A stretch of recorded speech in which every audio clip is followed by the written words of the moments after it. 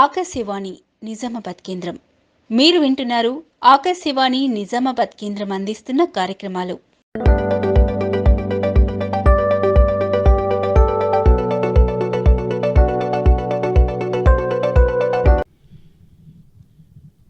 శ్రోతలందరికీ నమస్కారం. గౌరవనీయులు మన భారత ప్రధానమంత్రి శ్రీ నరేంద్ర మోడీ గారు గత నెలలో మన్ కీ బాత్లో వివరించిన జ్ఞాన భారతం మొబైల్ యాప్ గురించి, ఈ యాప్ రాతప్రతుల్ని, శిలాశాసనాల్ని డిజిటలైజ్ చేయడానికి ఏర్పరచబడింది. అయితే ఈ విషయాలను మనకు వివరించడానికి ప్రభుత్వ ఉపాధ్యాయులు, మన జిల్లాలో జ్ఞాన భారతం సర్వేయర్ అయినటువంటి శ్రీ గన్నారం ప్రభాకర్ గారు మన ఆకాశవాణి స్టూడియోలో ఉన్నారు. వారిని అడిగి జ్ఞాన భారతం మొబైల్ యాప్ వివరాలని మనం తెలుసుకుందాం. నమస్కారం సార్. నమస్తే సార్. సార్, ఈ జ్ఞాన భారతం మొబైల్ యాప్ యొక్క వివరాలని మా శ్రోతలు కొద్దిగా వివరిస్తారా? సార్, ముఖ్యంగా ఇది ప్రభుత్వ సాంస్కృతిక మంత్రిత్వ శాఖ యొక్క కార్యక్రమం, సెంట్రల్ గవర్నమెంట్ ఆఫ్ ఇండియాది. లక్ష్యం ఏమిటంటే భారతదేశంలో ఉన్న ఈ విశాలమైనటువంటి ప్రపంచంలో తాళపత్రులు వెలికి తీయగా వాటిని పరిరక్షించడం మరియు భద్రపరచడం అనేది ముఖ్య లక్ష్యం సార్. దీనిలో భాగంగా వికసిత్ భారత్లో భాగంగా ఈ సాంస్కృతిక పరిరక్షణ, మానవ వనరుల అభివృద్ధి, భారతదేశపు ప్రాచీన జ్ఞానాన్ని భవిష్యత్ తరాలకు అందించడం అనేది ముఖ్య ఉద్దేశంలో భాగంగా కూడా దీన్ని తీసుకోవడం జరుగుతుంది. దాన్ని యూనియన్ బడ్జెట్ 25-26లో భాగంగా కేంద్ర ప్రభుత్వము దీనికి 491 crores కూడా ఇవ్వడం జరిగింది. అయితే అప్పుడు ప్రధానమంత్రి గారు దీన్ని ఒక ఇంటర్నేషనల్ సెమినార్ కండక్ట్ చేసి న్యూఢిల్లీలో, ఆ తర్వాత ఇప్పుడు మళ్ళీ దీని జ్ఞాన భారతాన్ని ప్రజలకు అందుబాటులో తీసుకురావడం జరిగింది. ఈ యాప్ను ఇప్పుడు మనం అందరం డౌన్లోడ్ చేసుకుంటున్నాము. దాని ద్వారా మన దగ్గరలో ఉన్నటువంటి ప్రాచీన ప్రతులు అవి ఏ రకంగా అయినా ఉండొచ్చు సార్. అవి రాతి మీద ఉండొచ్చు, తర్వాత మెటల్ మీద ఉండొచ్చు, లేదా ఆకులు లేకుంటే పామ్ లీవ్స్ అంటాం, ఆకుల మీద ఉండొచ్చు. ఏ రకంగా ఉండండి, 1947 కన్నా బిఫోర్ అయి ఉండాలి. వాటి యొక్క ఆధారంగా మనం దాన్ని డిజిటలైజ్ చేయడానికి, మనం ప్రపోజల్ పెట్టడానికి అవకాశం ఉంటుంది. యాప్ ద్వారా మనం పంపించవచ్చు. అయితే 1947 అని మీరు ఒక సంవత్సరం, మనకంటే స్వాతంత్రం రాక మునుపు ఉన్న రాతప్రతుల్ని మాత్రమే జ్ఞాన భారతంలో అప్లోడ్ చేయాల్సిన అవసరం ఉంటుంది.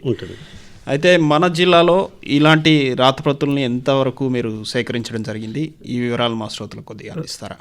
సార్, మొట్టమొదటిగా బినోలా గ్రామానికి సంబంధించినంతవరకు చాలా చారిత్రాత్మకమైన ప్రదేశం సార్. అక్కడ ఉన్నటువంటి ప్రదేశంలో అక్కడ ఉన్న లోకల్ అథారిటీస్ వల్ల ఆధారంగా అక్కడ కలెక్ట్ చేయడం జరిగింది. అక్కడ వాల్మీకి సమాధి ఉంది. ఆ సమాధి దగ్గర కూడా ఒక రకమైనటువంటి మ్యాన్స్క్రిప్ట్ రాయి మీద దొరకడం జరిగింది. అదేవిధంగా జైన్ మందిరం ఉంది. ఆ జైన్ మందిరం దగ్గర కూడా రాతి మీద మ్యాన్స్క్రిప్ట్ దొరకడం జరిగింది. ఆ రెండింటిని మేము డిజిటలైజేషన్ కోసం పంపించడం జరిగింది. అదేవిధంగా మన రాష్ట్రంలో ఉన్నటువంటి యాదాద్రి భువనగిరిలో ఉన్నటువంటి డాక్టర్ కూరెల్ల విఠలాచార్య, ఆయన పద్మశ్రీ అవార్డు గారు, ఆయన సొంత లైబ్రరీ ఉంది. ఆ సొంత లైబ్రరీలో కూడా మనకు కొన్ని మ్యాన్స్క్రిప్ట్ ఒక 60 వరకు దొరకడం జరిగింది. వాటిని కూడా అప్లోడ్ చేయడం జరిగింది. అదేవిధంగా ఈరోజు సెంట్రల్ లైబ్రరీ నిజామాబాద్ ఎందు మళ్ళీ చైర్మన్ అంతిరెడ్డి రాజిరెడ్డి గారు, సెక్రటరీ బుగ్గారెడ్డి గారు, వీళ్ళందరూ ఆధ్వర్యంలో వీటిని తీసుకోవడం జరిగింది. వాటిని డిజిటలైజేషన్ గాను తీసుకొని వాటిని అప్లోడ్ చేయడం కూడా జరిగింది. 600 పేజీలు ఉన్నాయి. దాని పేరు రుక్మిణి కళ్యాణం అనేటటువంటి. ఆసక్తి కలిగిన వారు, అంటే ఈ రాతప్రతుల మీద ఆసక్తి ఎవరైనా పరిశోధన చేస్తున్న వాళ్ళు ఈ జ్ఞాన భారతంలో అప్లోడ్ చేయాలనుకుంటే వాళ్లకు మీరు ఇచ్చే సూచన ఏమిటి? సార్, ఇది ఓపెన్ ఫర్ ఆల్. ఎవరైనా సరే జ్ఞాన భారతం యాప్ అనేది ఒకటి ఉంటుంది, దాన్ని డౌన్లోడ్ చేసుకోవచ్చు. ఈజీ స్టెప్స్ ఉన్నాయి. ఏ చిన్న పిల్లలు కూడా ఈజీ స్టెప్స్ ఫాలో అవ్వచ్చు. లాగిన్ అయిన తర్వాత తనకు సంబంధించిన తన దగ్గర ఉన్నటువంటి ఏ సమాచారం అయితే ఉందో అది ఏ లాంగ్వేజ్లో ఉందో తెలుసుకోవచ్చు. లేకపోతే నేను సహాయం కూడా చేయగలను. దానిలో భాగంగా వాళ్ళ సొంతంగానే మనం అప్లోడ్ చేసి డిజిటలైజేషన్కి పంపించవచ్చు సార్. దానివల్ల భవిష్యత్ తరాలకి మనం ఒక మార్గం చూపించిన వాళ్ళం అవుతాం. అవి మన దగ్గరే ఉంటే కొన్ని రోజులకు కనపడకుండా పోతాయి. కానీ అందులో ఏ విషయం దాగి ఉందో తెలియదు. చరిత్ర ఉండొచ్చు, శాసనాలు ఉండొచ్చు, కల్చర్ ఉండొచ్చు, ఎన్నో రకాలైనటువంటి అభిప్రాయం వాళ్ళు ఉంచి ఉంటారు. దాన్ని మనం మన భవిష్యత్ తరాలకు ఇవ్వాలంటే డిజిటలైజేషన్కి అవకాశం కల్పించాలి. దీనివల్ల ఇక్కడ ఉండి మేము సర్వేలో కూడా ఎలాంటి తీసుకోము కూడా. అవి వాళ్ళ దగ్గరే ఉంటాయి. మనం దాన్ని ఏం చేస్తామంటే కలెక్ట్ చేసి ఫస్ట్ పేజీ ఉంటే దాన్ని అతను లోపల ఉన్న స్క్రిప్ట్ ఉంటే దాన్ని ఒక 2 లేదా 3 ఫోటోలు మాత్రమే తీసుకొని ఆ 3 ఫోటోలను మనం యాప్లో పంపించడం జరుగుతుంది. అప్పుడు అక్కడ ministry of culture, government of India వాళ్ళు దాని డిజిటలైజేషన్ ప్రాసెస్ దిశగా దాని కార్బన్ డేటింగ్ కావచ్చు, డిజిటలైజేషన్లో అది ఏ లాంగ్వేజ్ ఉంది కావచ్చు, లీవ్స్ కావచ్చు, వాళ్ళు ప్రత్యేకంగా టీం వచ్చి వాళ్ళు మాత్రం కరెక్ట్ అయితే డిజిటలైజేషన్ చూసుకుంటారు. ఇంత అది మనం చేసే పని కాదు. ఇక్కడ ఓన్లీ మనం కనెక్ట్ టు మినిస్ట్రీ ఆఫ్ కల్చర్కి ఇక్కడ ఉన్నాయి అనే సమాచారాన్ని అందజేస్తున్నాం దీని ద్వారా. అయితే ఇప్పుడు మీరు అన్నట్టుగానే జ్ఞాన భారతం యాప్ సర్వే మీరు చేస్తున్నారు. అయితే ఈ సర్వే చేస్తున్నప్పుడు మీకు ఏర్పడుతున్న అనుభవాలు ఎలా ఉన్నాయి, మరి అట్లాగే ఎలా మీరు వీటి సర్వే చేస్తున్నారు అనే విషయాలు మా శ్రోతలకు కొద్దిగా అందిస్తారా? సార్, ఈ బినోలో చేసినంత వరకైతే మేము పేపర్ యాడ్ ద్వారా కూడా కొంత సమాచారం ఇవ్వడం జరిగింది. మనం ఇది వాట్సాప్ గ్రూప్ ద్వారా కూడా మెసేజ్ మిత్రులకు పెడుతున్నాము. కొంతమంది తెలిసిన వాళ్ళకు కూడా లైబ్రరీని కానీ తర్వాత మిగతా మిత్రులందరూ పేపర్ మిత్రులకు కూడా సమాచారం ఇస్తున్నాం. ఇండివిజువల్గా ఎక్కడైనా సరే ఉందంటే మేమే వెళ్ళి ప్రత్యక్షంగా వెళ్ళి సర్వే చేసుకుంటాం.